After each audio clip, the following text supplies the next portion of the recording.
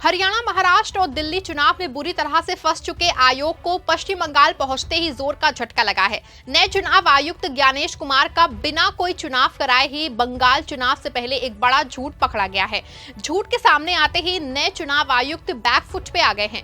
वो अपने पुराने दावों को छोड़ करके नए तरीके से काम करने की बात करने लगे हैं। नए चुनाव आयुक्त का ऐसा कौन सा बड़ा झूठ पकड़ा गया है और बंगाल चुनाव से पहले इलेक्शन कमीशन कैसे बुरी तरह से फंस गई है, ये मैं आपको अपनी इस रिपोर्ट में बताने वाली हूं। साथ ही इस पर भी चर्चा करूंगी कि ज्ञानेश कुमार के बड़े झूठ का पर्दाफाश ये हुआ है। नमस्कार, आप देख रहे हैं 4 PM और मैं हूं आपके साथ सिमरन। दोस्तों, बंगाल चुनाव में एक ही नंबर के वोटर आईडी या फिर एपिक पाए जाने पे पहले तो इलेक्शन कमीशन से ये कह रहा था कि इससे एक ही नंबर के एपिक होने से कोई फर्क नहीं पड़ता है, लेकिन अब जो सच्चाई सामने आ रही है उसने चुनाव आयोग के दावों की ना सिर्फ कलई खोल दी है बल्कि एपिक नंबर में बड़े खेल का पर्दाफाश किया है। साल 2026 में बंगाल में विधानसभा चुनाव होने वाले हैं।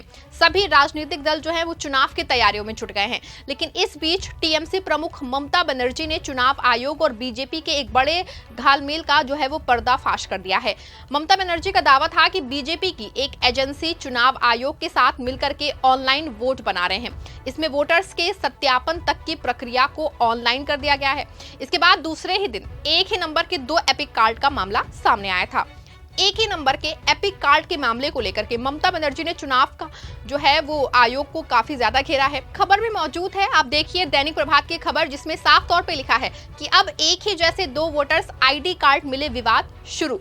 देखा आपने, खबर में साफ तौर पे लिखा है कि एक ही एपिक के वोटर्स कार्ड पाए गए हैं। इसको लेकर ममता बनर्जी जो है बिल्कुल से आक्रामक हो गई हैं। उन्होंने चुनाव आयोग को सवालों के घेरे में लाके खड़ा कर दिया है।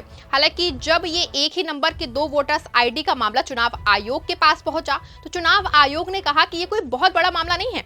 अलग अलग राज्यों में एक ही नंबर के 2 वोटर्स कार्ड हो सकते हैं। खबर में मौजूद है, देखिए एक ही नंबर के 2 वोटर्स कार्ड पे इलेक्शन कमीशन का दावा क्या है।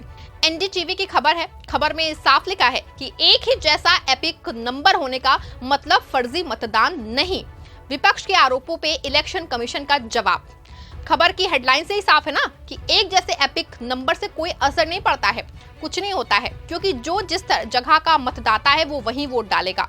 इससे फर्जी मतदान हो ही नहीं सकता है। आपको बता दूं कि जब इस मामले को ममता बनर्जी ने उठाया था तो इलेक्शन कमीशन ने एक प्रेस नोट भी जारी करके एक जैसी एपिक नंबर को लेकर बयान दिया है।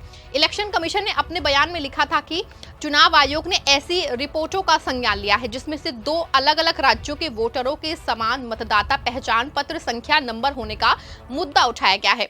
आयोग का कहना है कि ईपीआईसी नंबर चाहे जो भी हो, कोई भी मतदाता अपने राज्य के अपने संबंधित निर्वाचन क्षेत्र में निर्धारित मतदान केंद्र पर ही वोट डाल सकता है, जहां उसका नाम मतदाता सूची में दर्ज होता है, ना कि कहीं और। देखा आपने, चुनाव आयोग का दावा है कि एक जैसे एपिक नंबर होने से कोई फर्क ही नहीं पड़ता है, लेकिन इलेक्शन कमीशन के दावों के उलट ये बात भी अब साफ हो चुकी है कि एक जैसे एपिक नंबर के कार्ड ही हो नहीं सकते। अगर एक ही एपिक नंबर के कार्ड पाए जाते हैं तो ये सीधे तौर पे वोट घोटाला है।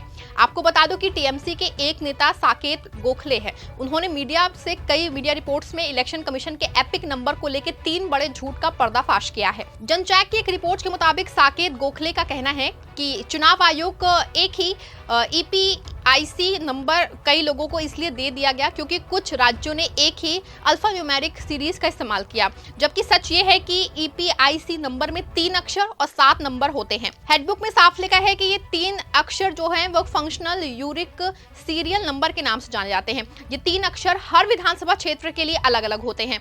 मतलब कि एक ही राज्य में भी 2 अलग अलग विधानसभा क्षेत्रों के वोटरों के ईपीआईसी के पहले 3 अक्षर एक ही जैसे नहीं हो सकते हैं, तो फिर पश्चिम बंगाल के वोटर्स के ईपीआईसी नंबर हरियाणा, गुजरात और दूसरे राज्यों के लोगों को कैसे मिल गए। ऐसे में सवाल है कि इलेक्शन कमीशन ने जो प्रेस नोट जारी करके दावा किया अलग अलग राज्यों में एक ही नंबर के मिल सकते हैं, ये सरासर झूठ है, क्योंकि जिस तरह का दावा है और जानकारी टीएमसी नेता साकेत गोखले दे रहे हैं उससे तो कहीं ना कहीं साफ है ना कि इलेक्शन कमीशन ने जनता के सामने झूठ बोला है।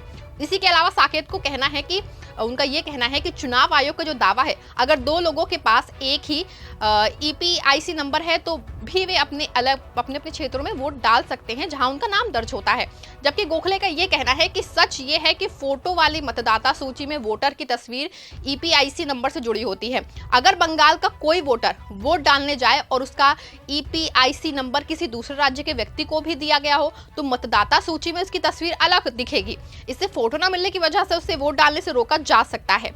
एक ही ईपीआईसी नंबर अलग अलग राज्यों में देकर उन वोटर्स के वोटिंग से उनको रोका जा सकता है जो बीजेपी के खिलाफ वोट दे सकते हैं। साथ ही गोखले का यह भी कहना है कि चुनाव आयोग का दावा, उन्होंने कहा कि एक ही ईपीआईसी नंबर कई लोगों को गलती से दे दिया गया और इससे कोई फर्क नहीं पड़ता है। जबकि साकेत गोखले का ये कहना है कि सच ये है कि चुनाव आयोग के नियम कहते हैं कि ईपीआईसी नंबर जो है वो देने के लिए जो सॉफ्टवेयर इस्तेमाल होता है वो हर इस्तेमाल और खाली नंबर का हिसाब रखता है ताकि एक ही नंबर दो लोगों को ना मिल पाए। ईपीआईसी नंबर वोटर की जानकारी और तस्वीर से जुड़ा होता है और इसे अस्थायी यूनिक आईडी माना जाता है। तो ये कैसे मुमकिन है कि गलती से एक ही ईपीआईसी नंबर अलग अलग राज्यों के लोगों को दे दिया जाए? और अगर ईपीआईसी नंबर डुप्लीकेट है तो वोट डालने से रोका जा सकता है। ये साफ तौर पे बीजेपी के पक्ष में मतदाताओं को रोकने की साजिश लगती है जिससे कि गैर बीजेपी इलाकों के वोटर्स को निशाना बनाया जा सके। ऐसे में साफ है कि एक जैसे एपिक नंबर पे इलेक्शन कमीशन का बड़ा झूठ पकड़ा गया है। ये बात कहीं ना कहीं साबित कर रहा है कि इलेक्शन कमीशन और बीजेपी के बीच साठगांठ चल रही है। अगर नहीं चल रही है तो एपिक नंबर का इलेक्शन कमीशन को इतना बड़ा झूठ बोलने और देश की जनता को गुमराह करने की क्या जरूरत थी? आपको बता दूं कि इस पूरे मामले को लेकर इलेक्शन कमीशन अब बैकफुट पे आ गया है। इलेक्शन कमीशन अब नए सिरे से मतदाता सूची को बनाने और राजनीतिक दलों की शिकायत पे तुरंत कार्रवाई करने का दावा कर रहा है। आपको बता दूं कि नाम काटने और जोड़ने की विवाद से छुट्टी पाने के लिए इलेक्शन कमीशन हर वोटर का मोबाइल कार्ड नंबर जो है वो साथ में लिंक करने की तैयारी में, ताकि मतदाता सूची से नाम कटने या जुड़ने पे मतदाताओं को जो है वो तुरंत ही इसकी जानकारी मुहैया कराई जा सके। हालांकि ये प्रक्रिया कब से शुरू होगी इसकी फाइनल ऐलान जो है अभी तक फिलहाल नहीं हो पाया है। कुछ मीडिया रिपोर्ट्स में इस तरह के दावे भी किए जा रहे हैं कि पूरे देश में नए वोटर आईडी बनेंगे जिसके लिए जो है यूनिक नंबर जारी रहेंगे। इस नंबर से वो देश में कहीं भी जो होते हैं और अपने वोट का इस्तेमाल कर सकते हैं। इस सब की शुरुआत कब से होगी फिलहाल इसकी जानकारी अभी नहीं दी गई है, डेट फाइनल नहीं हुई है। लेकिन ये सच है कि पश्चिम बंगाल में चुनाव से पहले नए चुनाव आयुक्त ज्ञानेश कुमार बुरा फंस गए हैं क्योंकि उनका इलेक्शन चीफ जो है वो बनते ही सबसे बड़ा झूठ जो है उनका पकड़ा गया है। बता दूं आपको कि पिछले इलेक्शन चीफ राजीव कुमार के कार्यकाल में हरियाणा, महाराष्ट्र और दिल्ली में चुनाव आयोग पे बड़े आरोप लगे थे। हरियाणा और महाराष्ट्र चुनाव का मामला तो कोर्ट में भी है। ऐसे में बंगाल चुनाव से पहले ही ज्ञानेश कुमार के इतने बड़े झूठ का एक्सपोज होने से चुनाव आयोग की साख को बच्चा लगा है। सवाल यह है कि क्या चुनाव आयोग अपनी छवि को आम जनता के बीच में साफ कर पाएगा या फिर वो एक स्वतः संस्थान ना बन के बीजेपी के एजेंट होने का आरोप झेलता रहेगा? आपकी जो भी राय है कमेंट में मुझे जरूर बताइएगा और इस खबर को लाइक और शेयर भी जरूर करिएगा।